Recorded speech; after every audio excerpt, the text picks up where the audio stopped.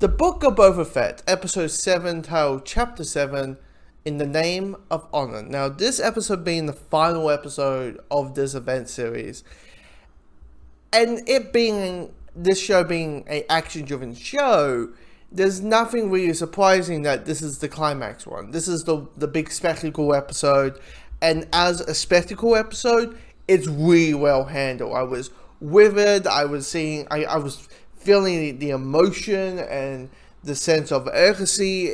For the action, it's really well put together. But with all the stuff that's between the action, outside of Baby Yoda and Mando, it feels more of, here we go, more Boba Fett stuff that I didn't really care for in the first 4 episodes. Boba Fett, and now I can say this knowing the show's done, Boba Fett works better as a supporting character. There's nothing much to the character that makes me interested of him, having been the lead of the show. He's not an interesting character. Because most of this episode, he's like, I am Boba Fett. I am Boba Fett. I am Boba Fett. And with the Dances of Wolf stuff, I just couldn't be invested.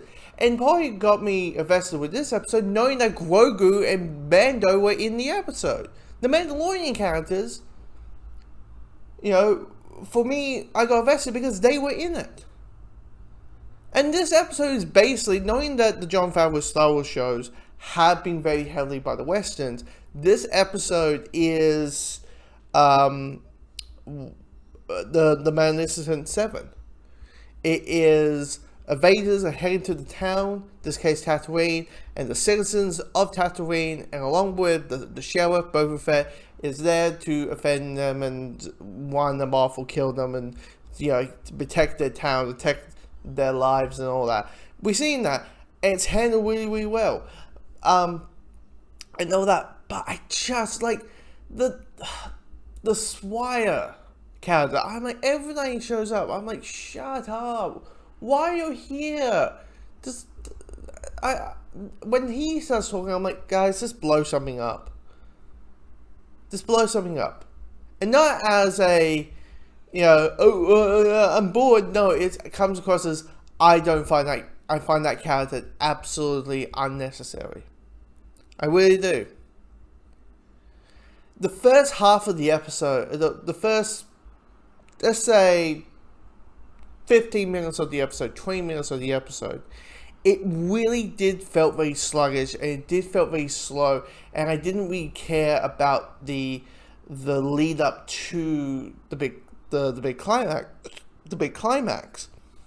I just couldn't. You got the Vesta gang, the Power Rangers, with the Vesta gang. I still find them absolutely stupid. And why do they have 1950s bikes that would only work in Earth? Why? A galaxy far, far away. aka they probably have never gone to Earth. So they don't know about our 1950s style. Just gonna put it out there. But the stuff with Grogu, awesome, great.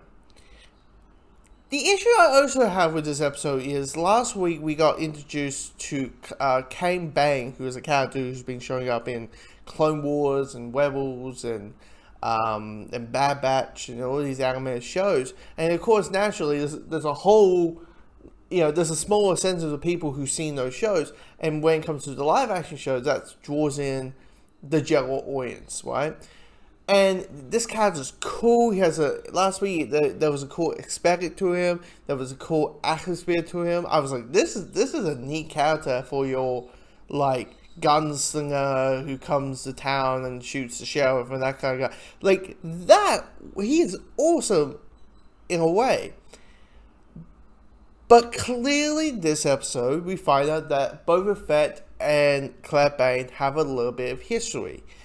The way they explain the history does not come across as, ooh, if you want to find out, go watch Clone Wars, or a sense of, these guys have history, but it's not really needed. This episode for me, felt like them explaining their history felt very. You need to understand Clone Wars. You need to understand their relationship from the other stuff in the extended media, in the animated stuff, to understand what the hell that these two characters are talking about. I felt really isolated when the two characters talk, to the point when certain things happen in the end. I kind of felt nothing. You know, I felt nothing. And it is a sad thing that here's Boba Fett, a very favorite Star Wars character, who kind of got revived, because everybody was like, really? Why everybody finds Boba Fett cool? He didn't really do much, and it was all about the mystery, apparently. And then now the mystery is revealed. The character, they made him into a badass, and then they go back to where he was in the original trilogy, and that was a boring guy. The story was uninteresting, and it only got interesting because is when Mandalorian showed up. This is a disappointment of a show, and it's even though the last 3 episodes has been this episode and the last 3 have been really well put together, like even with just action wise, it's been put together with it's still a disappointment, because the lead up to those first 4 episodes, it's just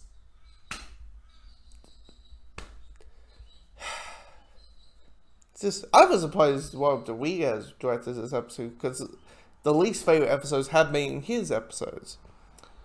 Anyway, it's just hopefully whatever's the next, if it is Ahsoka, if it is Mando season 3, whatever is the next connection Mandalorian series, please, hopefully we get better quality stuff and make the main story as the same quality as these last 3 episodes have been.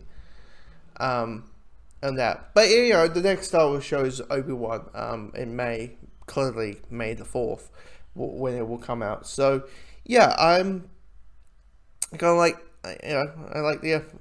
I find this series a disappointment.